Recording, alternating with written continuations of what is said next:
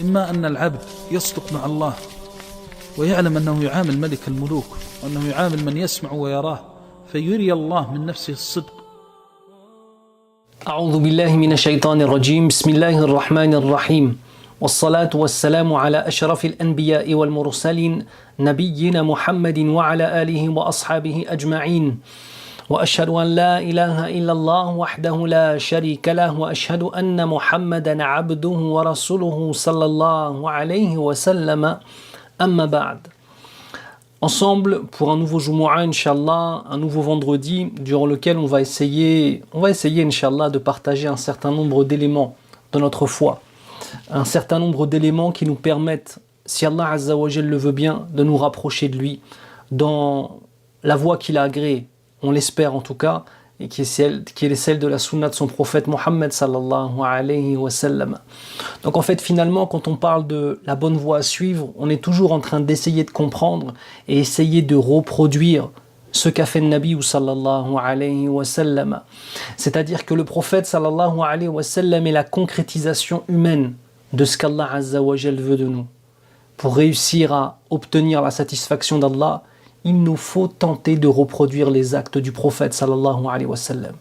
Et c'est ce que nous allons tenter de faire en nous posant une question fondamentale. Qui sont donc les alliés d'Allah et comment pouvons-nous faire pour être comptés parmi les alliés d'Allah subhanahu wa ta'ala, insha'Allah. Allah subhanahu wa ta'ala nous dit dans le Coran al-Karim, Bismillahir Rahmanir Rahim, Allahu waliyyu alladhina amanu يخرجهم من الظلمات إلى النور والذين كفروا أولياؤهم الطاغوت يخرجونهم من النور إلى الظلمات أولئك أصحاب النار هم فيها خالدون. Ce qui signifie Allah est le défenseur de ceux qui ont la foi.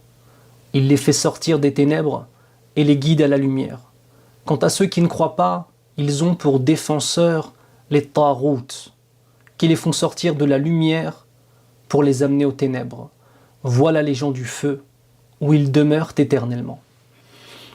Ce verset, je vais vous le lire, et je vais lire la traduction de deux façons. Parce que comme vous le savez, la traduction, c'est déjà ce que l'on appelle un tafsir. La traduction, c'est déjà une explication. Donc je vous ai d'abord lu la traduction qui est donnée à ce verset, qui est la traduction, on va dire, traditionnelle, sans forcément beaucoup d'explications. On va maintenant relire la traduction de ce verset en y ajoutant certains éléments. Donc, Allahu waliyyul ladhina amanu. Allah, ici, vous verrez qu'Allah subhanahu wa ta'ala se cite lui-même et Allah est unique. Alors qu'en face de lui, nous aurons ce qu'on appelle le taghut, les tawarit, ceux qui adoraient en dehors d'Allah Azza wa Jal, et quant à eux, ils sont nombreux. On verra pourquoi. Il est le défenseur. Mais Al-Waliyu, c'est pas simplement le défenseur. C'est le défenseur, c'est l'allié, et celui qui donne la victoire. Donc il n'est pas simplement celui qui va défendre les croyants, mais il est celui qui va donner la victoire aux croyants, et il leur donnera l'honneur d'être ses alliés. Allahumma rzuqna ya rabbal alamin. De ceux qui ont la foi. On remarque ici que la foi est une condition. La foi est une condition pour pouvoir obtenir le degré de Waliyullah Azza wa Jal. Il les fait sortir, c'est-à-dire les préserve. Alors, il les fait sortir des ténèbres et les guide à la lumière. On verra que les mufassiroun, les exégètes du Coran, ont pu interpréter, notamment de deux façons différentes. Yukhrijuhum akhraja yukhriju, c'est vrai qu'il a le premier sens de faire sortir. Donc le sens premier de ce verset, c'est il les sort des ténèbres, de la mécréance, pour les amener vers la lumière de la foi. Mais nous verrons par la suite qu'il y a une autre compréhension dans laquelle le verbe akhraja yukhriju signifie préserver. Donc la deuxième lecture serait il les préserve des ténèbres et les guide vers la lumière, et on verra ce que cela signifie. Quant à ceux qui ne croient pas, ils ont pour défenseurs les taghouts. Et ici, on voit qu'ils sont nombreux. Allah subhanahu wa ta'ala est lui le wali, lui seul, l'unique sans associé de ceux qui ont cru. Quant à ceux qui n'ont pas cru, ils ont tout un tas d'alliés. Mais leurs alliés n'ont strictement aucune force, car la seule force, la hawla wa la quwwata illa billah, la seule force et la seule puissance est celle qui est détenue par Allah subhanahu wa ta'ala, sont les taghouts. Taghut, il y a tout un tas de définitions. La définition de l'imam Malik, rahimahullah, elle est jami'a, elle reprend la plupart de ce qui a été dit, c'est ma yu'badu min dunillah, ce qui est adoré en dehors d'Allah subhanahu wa ta'ala, et on pourrait rajouter wa huwa radin bidhalika, et il est satisfait de cela. Pourquoi? Pour faire sortir Isa alayhi salam, bien évidemment, de cela. Ils les font sortir de la lumière aux ténèbres. Voilà les gens du feu, où ils demeurent éternellement. Comme je vous le disais, les versets en fait du Coran al-Karim sont toujours extraordinaires. Parce qu'en peu de mots, Allah subhanahu wa ta'ala nous résume tout ce qu'on doit chercher dans nos vies. Il nous donne la voie de façon claire. Il nous explique ce que nous devons faire, ce que nous ne devons pas faire, le résultat qu'on obtiendra de tout cela, jusqu'à Yawm al-Qiyamah, Inch'Allah ta'ala. Donc on va voir un petit peu ensemble et on va essayer de se rappeler d'un des éléments du verset qui est que Allah, lui, est unique et donc la voie qu'il donne est unique. Alors que les tawarit, ce qui est adoré en dehors d'Allah Azza wa Jal, alors tawarit de façon simple, premier tarout le plus connu, c'est Iblis, la'anatullah alayh, bien sûr. Mais aussi toutes les idoles qui sont adorées en dehors d'Allah subhanahu wa ta'ala. Et on va rajouter à cela aussi des éléments qui ne sont pas forcément des idoles, qui ne sont pas des choses physiques, mais que les gens ont mis en premier, plus fort qu'Allah subhanahu wa ta'ala, en tout cas dans leur cœur. Jamais dans la réalité des choses, mais en tout cas dans leur cœur et dans leur façon de vivre la chose. Allahumma hfadna min dhalik. Et tout à l'heure, je vous ai parlé de Isa alayhi salam et j'ai rajouté dans la définition celui qui est adoré en dehors d'Allah et qui est satisfait par cela, parce que Isa alayhi salam est adoré en dehors d'Allah. Mais en aucun cas, cela ne ferait de lui un tarot, bien évidemment. Hasha lillah, qu'Allah nous préserve d'une telle parole. Mais il est important de le préciser, parce que Isa alayhi salam n'est pas satisfait de cela. Bien au contraire, pour lui, c'est la pire des choses que de l'adorer en dehors d'Allah subhanahu wa ta'ala. Donc faites attention à cet élément-là, parce que un de mes élèves une fois m'avait dit cela, ça m'avait choqué, mais c'est vrai qu'on pourrait comprendre cette chose-là. Allah subhanahu wa ta'ala illustre donc le chemin par le mot sirat. Comme dans Surat al-Fatiha, nous disons Ihdina sirat al-mustaqim. Le terme sirat est très intéressant parce qu'en fait, ça ne signifie pas simplement tariq. Ça ne veut pas dire simplement un chemin. Mais en fait, sirat, c'est le chemin le plus court entre un point A et un point B. C'est le chemin le plus court et le plus direct. Et le chemin le plus court et le plus direct entre un point A et un point B, c'est la ligne droite. Ce qui signifie que ce n'est pas un chemin qui va nous faire des détours. Le chemin de l'islam va toujours à l'essentiel, qui est adorer Allah subhanahu wa ta'ala, s'en remettre à lui et avoir des actes, des actions et des pensées qui sont en accord avec cette foi, Inch'Allah. Aussi bien dans la sphère personnelle, que familiale, que sociétale, qu'économique, toutes les sphères de notre vie, walhamdulillah, nous avons notre foi qui va rayonner dans toutes ces sphères, Inch'Allah ta'ala. Donc le terme qui est employé très souvent pour exprimer cette voie unique à emprunter, c'est sirat. Ihdina sirat al-mustaqim, guide-nous sur la voie qui est droite, qui ne comporte aucune tortuosité. Allah subhanahu wa ta'ala nous dit dans le Coran Bismillahir Rahmanir Rahim وَأَنَّ هَذَا صِرَاطِي مُسْتَقِيمًا فَاتَّبِعُوهُ وَلَا تَتَّبِعُوا السُّبُلَ فَتَفَرَّقَ بِكُمْ عَنْ سَبِيلِهِ ذَلِكُمْ وَصَّاكُمْ بِهِ لَعَلَّكُمْ تَتَّقُونَ. Ce qui signifie et voilà mon chemin dans toute sa rectitude, suivez-le donc et ne suivez pas les sentiers qui vous écartent de sa voie. Voilà ce qu'il vous enjoint. Ainsi atteindrez-vous la piété. La voie pour mener à la satisfaction d'Allah et espérer faire partie de ses rapprochés est une, elle est indivisible, c'est la voie de la sunna du prophète sallallahu alayhi wa sallam. Allahu waliyyul ladhina amanu. Allah est donc le protecteur, l'allié, celui qui donne la victoire à ceux qui ont véritablement cru. Et la foi est une véritable force. La foi est une véritable force inégalable. Mais la source de cette force, c'est la croyance en notre Seigneur. Et ça, c'est important de comprendre cela et de ne pas tomber en fait dans deux extrêmes. Le premier extrême serait de dire, en fait, finalement, les causes que nous pourrons faire pour prendre de la puissance, pour résister parfois à l'oppression, ces causes-là vont dominer tout. comme si Allah subhanahu wa ta'ala n'existait pas. Bien évidemment, cette façon de faire les choses est une façon qui est un égarement. Mais à l'inverse, d'autres pensent que la simple foi en Allah subhanahu wa ta'ala ne demande pas de notre part de faire les causes. On doit faire les causes, on doit résister, on doit aller, on doit faire, toujours, en s'en remettant à Allah subhanahu wa ta'ala. On agit dans les lignes et dans la lignée de ce qu'Allah subhanahu wa ta'ala aime. Et on s'en remet à lui subhanahu wa ta'ala et on attend de lui une chose qu'on appelle at-tawfiq, la réussite dans les choses qui sont faites. Donc si on a la foi véritable, on peut avoir un lien avec Allah subhanahu wa ta'ala. Mais est-ce que ce lien, on va réussir à le conserver en fait? Ce lien de toi, de moi, mon frère, ma sœur, est-ce que ce lien, on lui a donné suffisamment de sacralité pour le protéger de la façon la plus forte et avoir conscience qu'il est plus précieux que la prunelle de nos yeux? Est-ce que cette foi musulmane que l'on a, est-ce qu'on a conscience de sa valeur? Est-ce qu'on a conscience de l'honneur qu'Allah Azza wa Jal nous donne d'être musulmans? Et en ces temps troublés, pour nous ici en France, d'oppressions que l'on subit, de lois qui sont votées contre nous, de stratagèmes qui sont faits pour nous déstabiliser, de l'imam au responsable de mosquée, à l'individu lambda musulman, tous ces éléments-là qui sont présents là, avec quoi on va résister? La première des choses, c'est où trouver la force de la résistance et où trouver la force de la stratégie et l'intelligence de la stratégie. C'est ici, mes frères et sœurs, dans notre cœur, et dans notre cœur, il y a notre foi, Inch'Allah. Et à partir de cette intelligence de la foi, on construit une pensée et on construit des actions, Inch'Allah ta'ala. Est-ce qu'on va réussir à garder ce lien avec Allah subhanahu wa ta'ala? Alors je vais vous lire des petites choses que j'ai écrites, qui pour moi sont très très importantes, Inch'Allah ta'ala. Pour ceux et celles d'entre nous qui vont tomber dans l'éloignement, je vais vous citer une règle.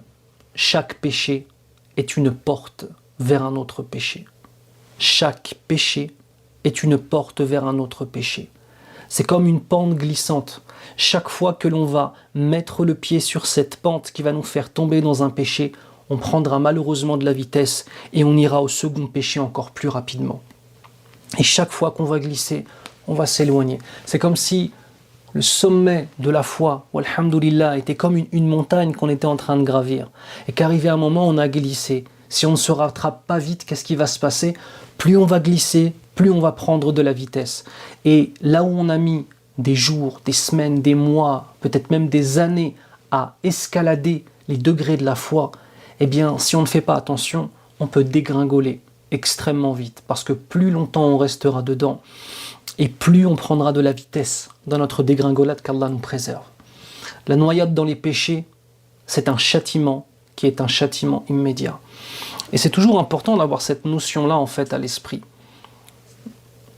Lorsque je m'éloigne d'Allah subhanahu wa ta'ala, c'est Allah qui m'a repoussé.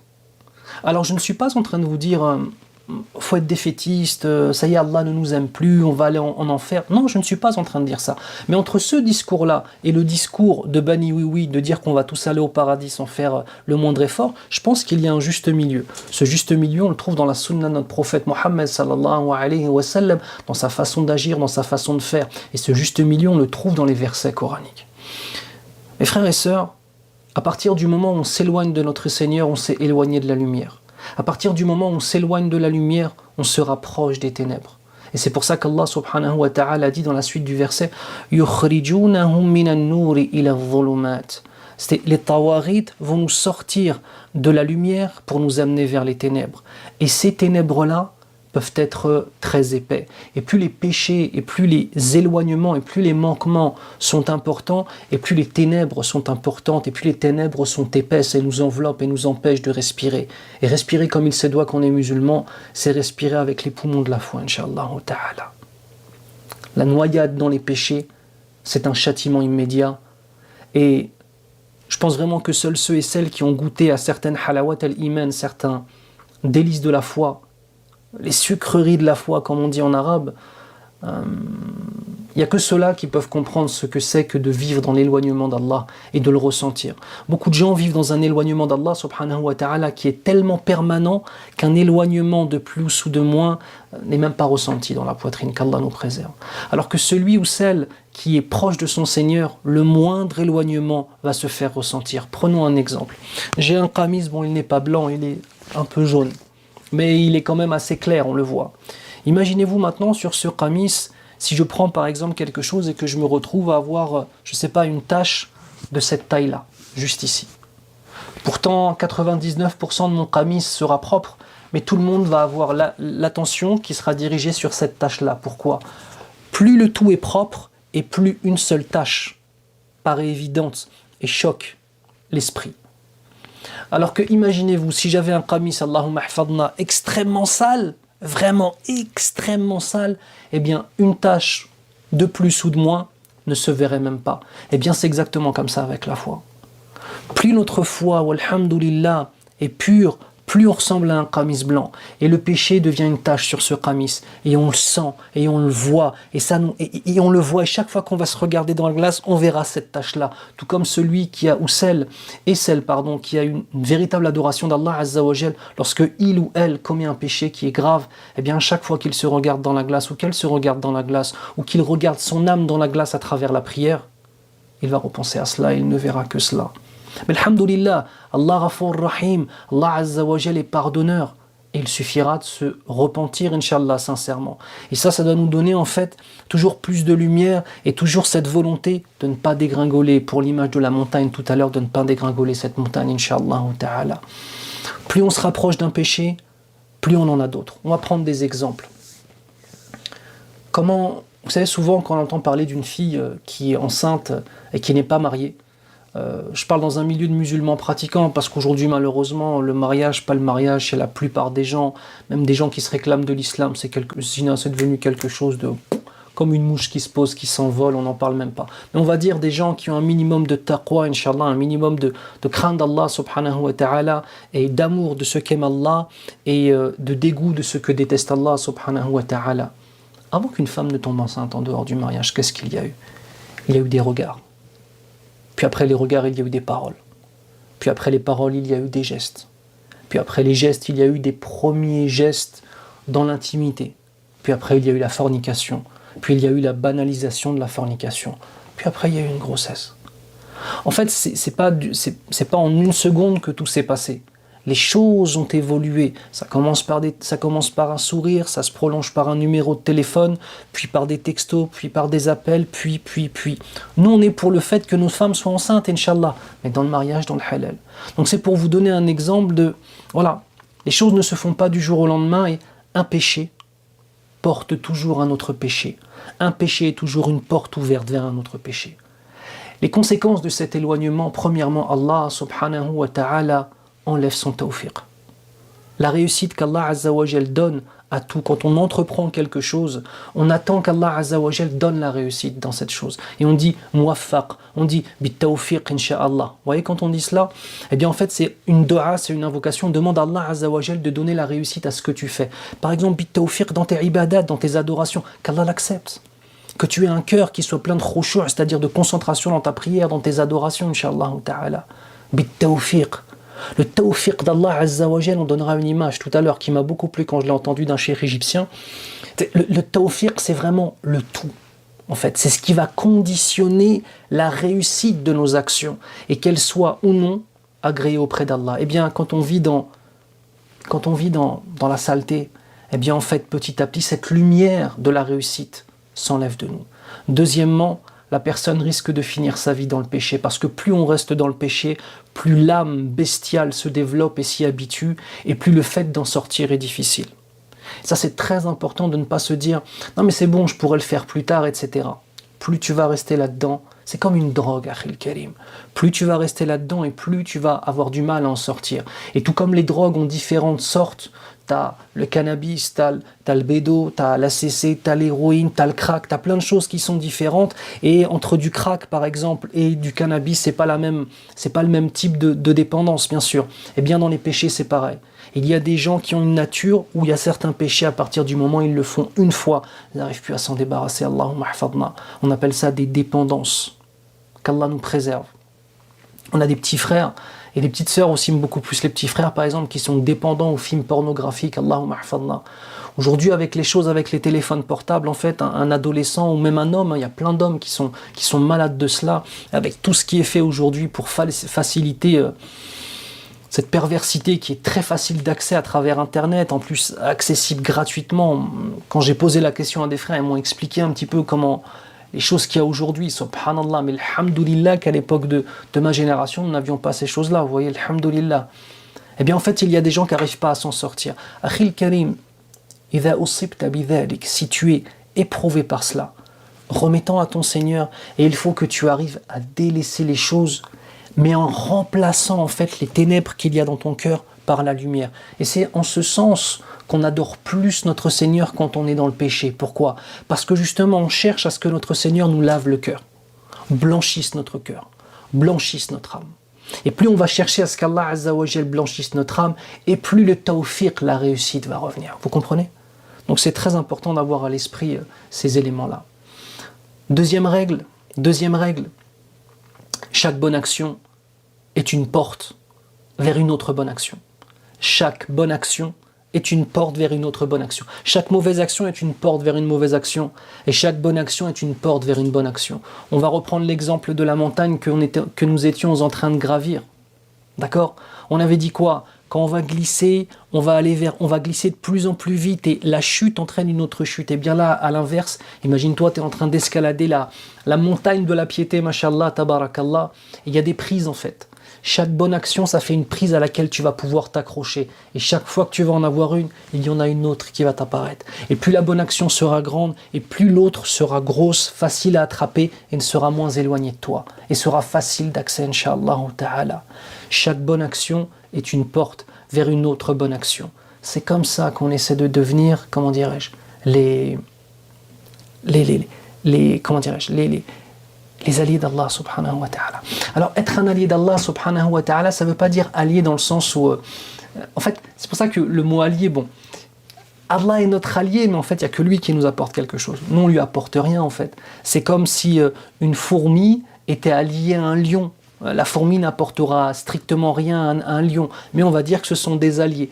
Et bien en fait nous par rapport à Allah, et bien évidemment il n'y a aucune comparaison entre Allah et un lion et la créature et les fourmis, ce n'est qu'une image que je donne, et Allah Azza wa Jal est parfait au-dessus de toute ressemblance à quelque créature, que ce soit vu qu'il est le créateur bien évidemment.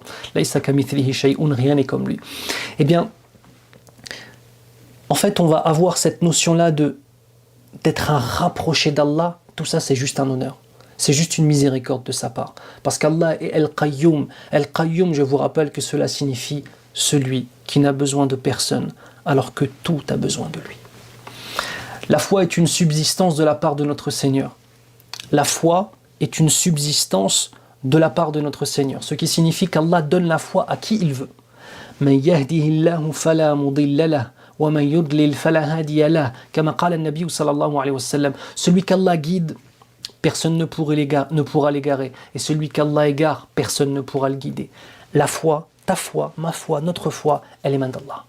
Il la donne à qui il veut et il la reprend à qui il veut. C'est un élément. Mais cette foi-là, quand elle est dans notre poitrine, elle peut être à son tour une cause. Donc Allah nous donne la foi. Cette foi peut être une cause de guider. C'est-à-dire, cette foi peut être une cause pour récolter plus de foi. Vous saisissez ? On va voir les versets coraniques qui nous parlent de cela. Très important, chaque bien que je fais est une porte vers un autre bien. Chaque élément de la foi qui est fort est une porte vers plus de foi par le biais de la guidée d'Allah Azza wa Jal et de son tawfiq, de sa réussite. Allah subhanahu wa ta'ala nous dit Bismillahirrahmanirrahim. إن الذين آمنوا وعملوا الصالحات يهديهم ربهم بإيمانهم تجري من تحتهم الأنهار في جنات النعيم. Ce qui signifie, ceux qui croient et font de bonnes œuvres, leur Seigneur les guidera à cause de leur foi. يهديهم ربهم بإيمانهم. À leurs pieds les ruisseaux couleront dans des jardins des délices. De même Allah subhanahu wa ta'ala nous dit Bismillahirrahmanirrahim.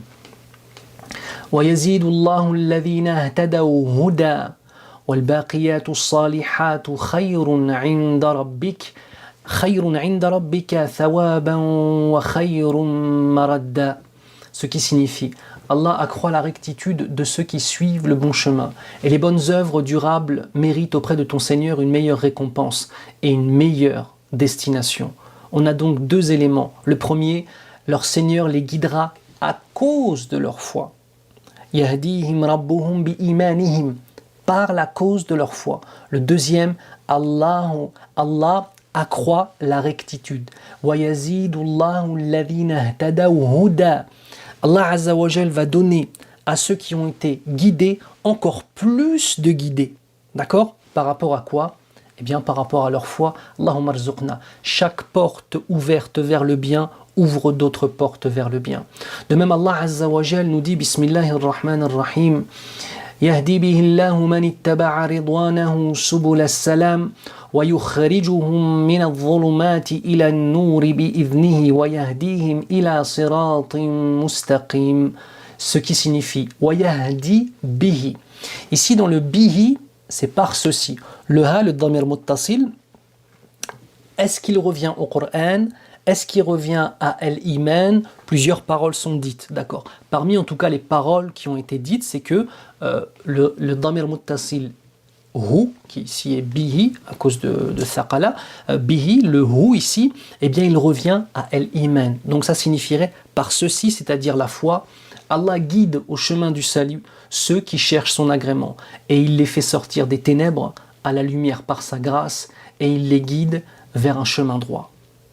Chaque bien lève un voile qui nous séparait d'un autre bien et à l'inverse, chaque mal lève un voile qui nous séparait d'un autre mal. Allahumma rzuqna ya rabbal alamin. Et subhanallah, j'ai entendu une faïda que je voudrais partager avec vous. Mashallah, dans le tafsir du Coran, très bien sur Bismillahir Rahmanir Rahim, Alif Lam Mim, Dhalika al-kitabu la rayba fihi, hudan lil muttaqin. Donc dans Surat al-Baqarah, Allah Azza wa Jal nous dit Alif Lam Mim, ceci est le livre élevé, parfait, inatteignable et irreproductible, au sujet duquel il n'y a aucun doute. Et il est une guidée pour les muttaqin. Alors, al-muttaqoun, on va le traduire par les pieux. Et c'est ce que vous allez trouver dans la plupart des tafasil, c'est-à-dire que qui sont les muttaqoun ici? De qui parle-t-on quand on dit que c'est une guidée pour les pieux? Qui sont les pieux? Eh bien, la parole la plus répandue, et qui est bien évidemment la parole de base, bien sûr, c'est qu'on est en train de parler des musulmans.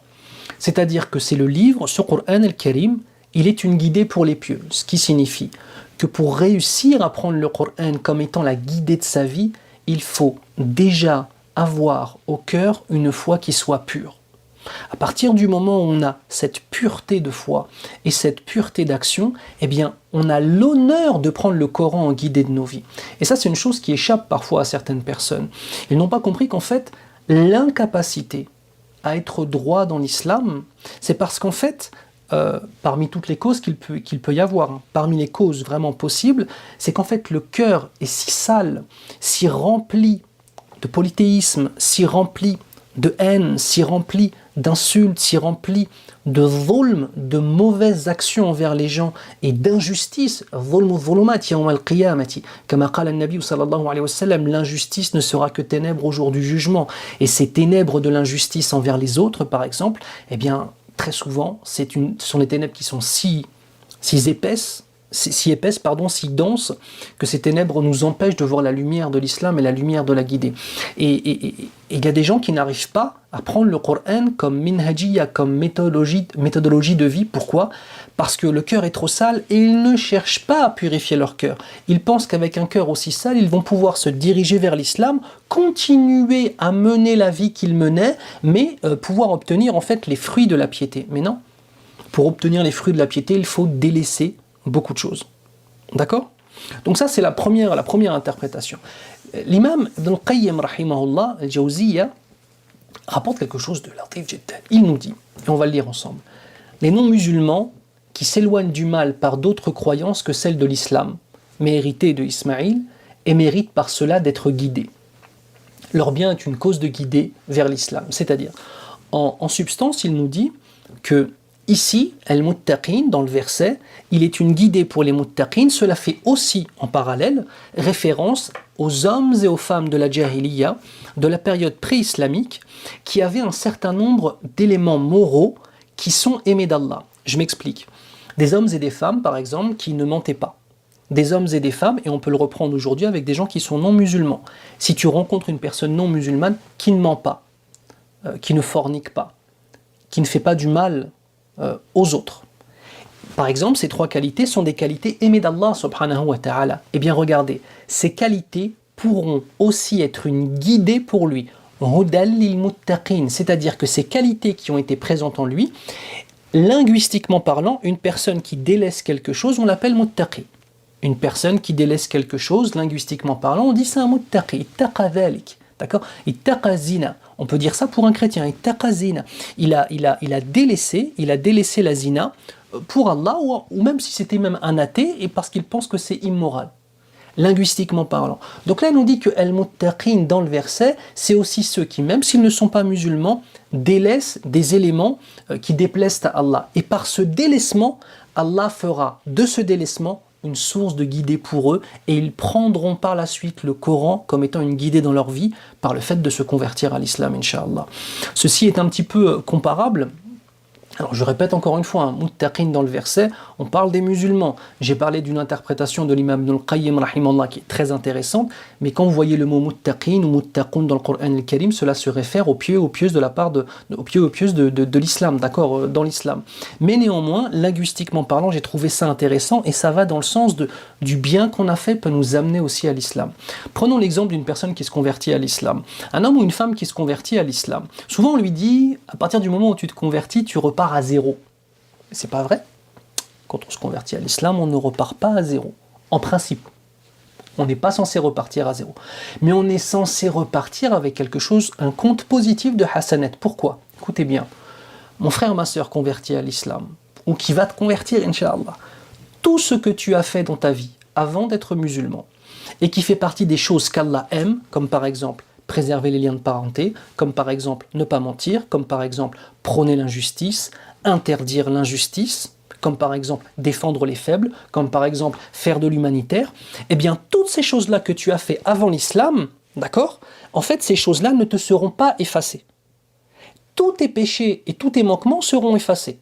Par contre, toutes les bonnes actions que tu avais faites et qui sont des choses aimées d'Allah, alors les adorations ne rentrent pas là-dedans, mais je parle des actions, eh bien elles te seront comptées en tant que musulman.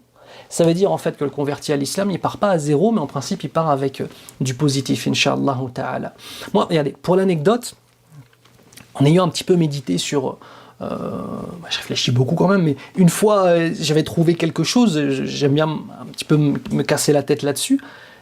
C'est quand tu te dis t'es converti à l'islam, tu te dis pourquoi en fait? Parce que quand tu vois pas forcément dans ta vie des moments où tu as fait des choses exceptionnelles, où tu étais la personne la plus généreuse, la personne la plus... Alors, j'ai un certain nombre d'idées, de choses qui ont pu être des causes. Après, c'est Allah qui guide ou égare qui il veut. Hein. Mais j'ai cherché des causes.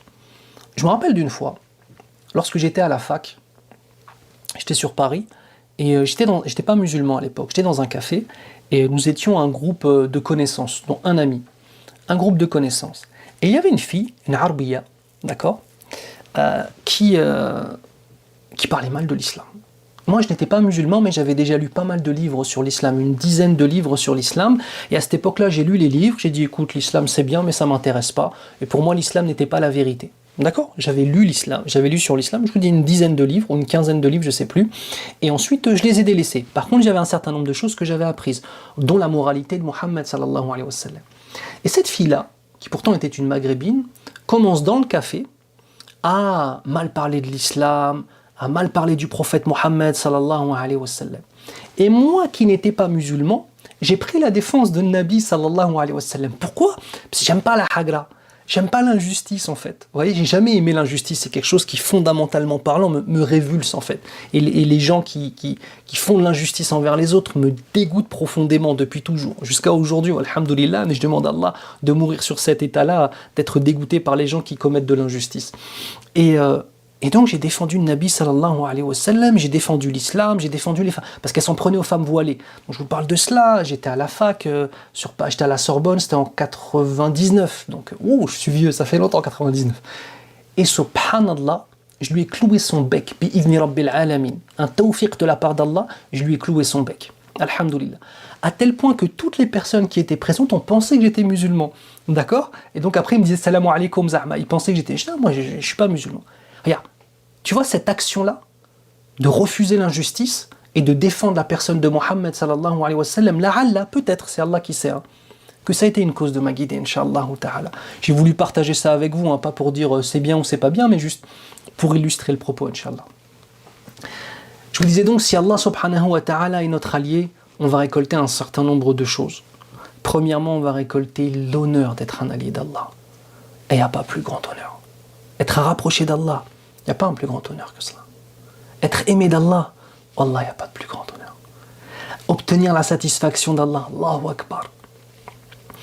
Allah Azza wa Jal nous dit, Bismillah ar-Rahman ar-Rahim, وعد الله المؤمنين والمؤمنات جنات تجري من تحتها الأنهار خالدين فيها ومساكن طيبة في جنات عدن ورضوان الله أكبر ذلك هو الفوز العظيم.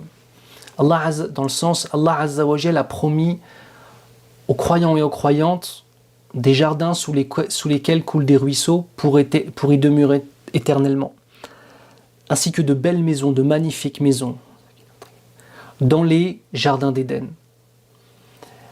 Waridwanullahi akbar. Et la satisfaction d'Allah est encore plus grande que tout cela. Que le paradis, que les maisons du paradis, que les femmes du paradis, que les enfants du paradis, que tout. La satisfaction d'Allah Azza wa Jal est encore plus grande. Dhalika huwa al-fawzul azim. C'est ça l'immense victoire.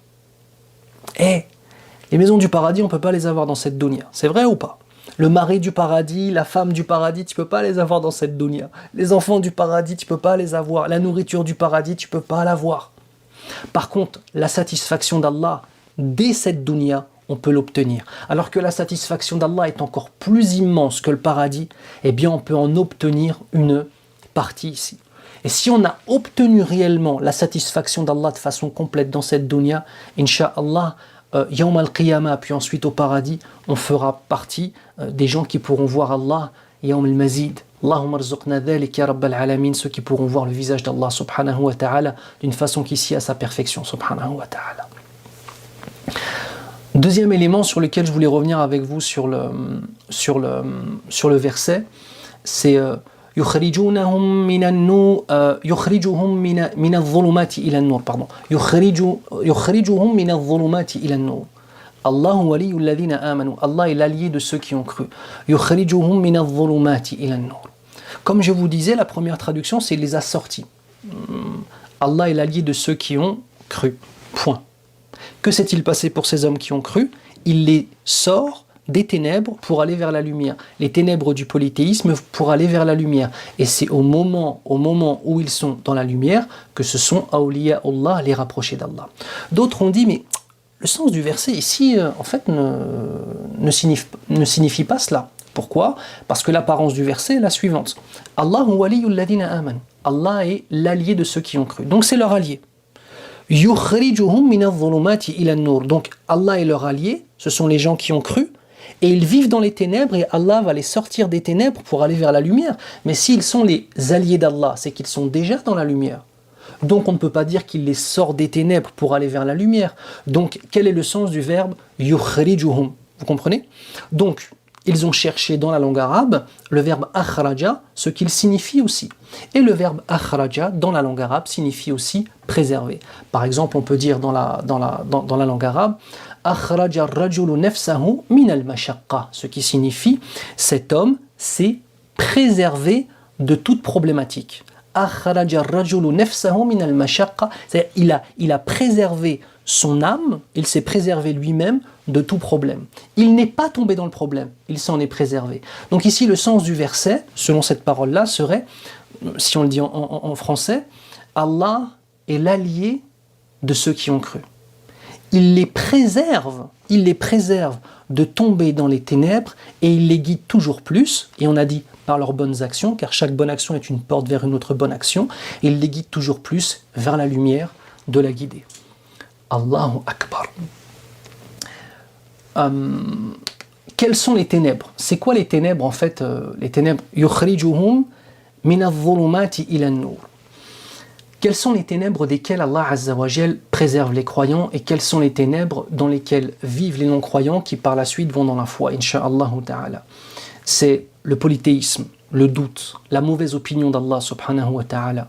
Allah Azza wa Jal nous dit, Bismillahirrahmanirrahim, وَمَنْ لَمْ يَجْعَلِ اللَّهُ لَهُ نُورًا فَمَا لَهُ مِن نُورٍ. Ce qui signifie, et celui à qui Allah Azza wa Jal ne lui donne pas de lumière, eh bien il ne pourra trouver aucune lumière. Ici la lumière c'est la lumière de la guidée, et c'est lié à un des noms d'Allah Azza wa Jal qui est Al-Hadi, celui qui guide. De même Allah Azza wa Jal nous dit, Bismillah ar-Rahman ar-Rahim, وَمَنْ يَهْدِ اللَّهُ فَمَا لَهُ مِن مُضِلٍ. Ce qui signifie, et celui qu'Allah Azza wa Jal guide, alors il n'y aura personne qui pourra l'égarer. De même Allah subhanahu wa ta'ala nous dit, Bismillah ar-Rahman ar-Rahim, ذلك هدى الله يهدي به من يشاء ومن يضلل الله فما له من هاد. Ce qui signifie, ceci est la guidée d'Allah, ceci est la guidée élevée, pure, élevée, la guidée d'Allah par laquelle il guide qui il veut. Et celui qu'Allah égare, eh bien personne ne pourra le guider.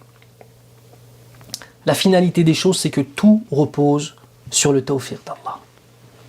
Tout repose sur le tawfiq d'Allah. Et on va finir cette leçon avec une image que j'ai entendue d'un cheikh qui m'a beaucoup plu, hafidhahullah. Il a dit quoi? Il a dit, c'est bien, c'est super intelligent ces images-là. Il a dit en fait, imaginez-vous que vos actions, vous êtes dans une maison, et dans cette maison, vous avez tout un tas d'appareils. Donc il y a la lumière, il y a les enceintes de ton ordinateur, il y a ton ordinateur, il y a en fait des appareils électriques, la cuisinière, le four, tout est branché sur le courant. D'accord? Ça, imagine-toi que c'est tes adorations. Eh bien, dis-toi que le compteur électrique, si on le baisse, plus rien ne pourra fonctionner. Si moi je baisse le compteur électrique, eh bien, je peux essayer d'allumer mon ordinateur, d'allumer le four, d'allumer le frigo, ou quoi que ce soit, rien ne marchera. Pourquoi? Parce qu'il manque ce qui nous permet d'obtenir le courant qui va venir jusqu'aux appareils électriques pour les alimenter en courant. Qu'est-ce qui les a empêchés? C'est qu'en fait, le compteur électrique a été baissé. Le compteur électrique, c'est le tawfiq d'Allah. Ça veut dire que s'il n'y a plus de tawfiq, les adorations ne sont plus alimentées. La vie de l'humain dans ces adorations n'est plus alimentée. Allahumma hafadna. Alors que quand le tawfiq est présent et que le courant peut se faire, Inch'Allah, peut circuler, et bien là les adorations deviennent des bonnes actions, et les bonnes actions deviennent des palmiers au paradis, deviennent des ruisseaux au paradis, deviennent des briques et des maisons du paradis, ya Rabbal Alamin. C'est comme ça. Allahu waliyul ladhina amanu. Allah est l'allié de ceux qui ont cru. Alors mon frère, ma sœur, pour finir, on va choisir quelle voie en fait. On choisit quoi? On choisit qui? Qu'est-ce qu'on choisit dans nos vies? On peut toujours remettre au lendemain, on peut toujours se donner des alibis pour ne pas faire. On va choisir quoi? On a combien de temps sur cette terre à vivre? Combien de temps nous reste-t-il? Allahu Ta'ala a'lam. Même si Akhil Karim, t'as 25 ans ou t'as 20 ans et qu'il te reste encore 80 années à vivre par rapport à l'éternité au paradis ou en enfer, mais ces 100 ans, c'est même pas un clignement d'œil. Notre Seigneur, dans sa miséricorde, nous a ramené toutes les preuves de son existence, subhanallah, toutes les preuves de la création. Les mathématiques sont une preuve de l'existence divine, la physique, la chimie sont des preuves de l'existence divine, l'ordre du cosmos, tout ce qu'Allah Azza wa Jal a créé de façon mathématique. Certains nous disent que les mathématiques et les sciences c'est du langage divin, du langage de codage et d'écriture de la création d'Allah subhanahu wa ta'ala. Allah Azza wa Jal nous a donné les prophètes, Allah nous a donné les livres. Celui ou celle qui apprend l'arabe et qui se penche sur le Coran, sa vie change, wallahi. On va choisir quoi? On va choisir d'être les alliés d'Allah ou d'être les alliés du Tarout, qu'Allah nous préserve. On va choisir d'être au service d'Allah ou d'être au service du Tarout, Allahumma hafadna. Et mes frères et sœurs, en temps de paix, il y a des gens qui n'arrivent même pas à s'accrocher à Allah Azza wa Jal. Alors en temps d'oppression, que va-t-il se passer? On vit des choses aujourd'hui auxquelles les gens qui n'ont pas voyagé dans leur vie et qui ne sont restés qu'en France, ils ne sont pas habitués à cela. Ceux d'entre nous qui ont pu voyager, qui ont côtoyé d'autres peuples, qui ont vécu ces autres peuples dans des dictatures ou des choses comme ça, on comprend ce qui est en train de se passer, ce qui est en train de se mettre en place petit à petit. Et comme on a connu des gens qui nous ont raconté beaucoup, vraiment pire, alors qu'on a vécu pire, on a tendance à relativiser. Mais il y a des gens qui aujourd'hui, par rapport aux oppressions qui sont en train de se faire, sont en train de perdre leur foi. Allahumma hafadna. On va choisir quoi? D'être au service d'Allah, d'être au service du Tarout. On va choisir quoi? C'est ça la question de fond. Inch'Allah, ya Rabbal Alamin, on va essayer d'être les alliés d'Allah, subhanahu wa ta'ala. On va s'accrocher dans notre dîn, Inch'Allah. On va agir intelligemment, on va avancer. Et vous savez quoi? La finalité des choses, la finalité de tout ça, c'est Yawm al-Qiyamah.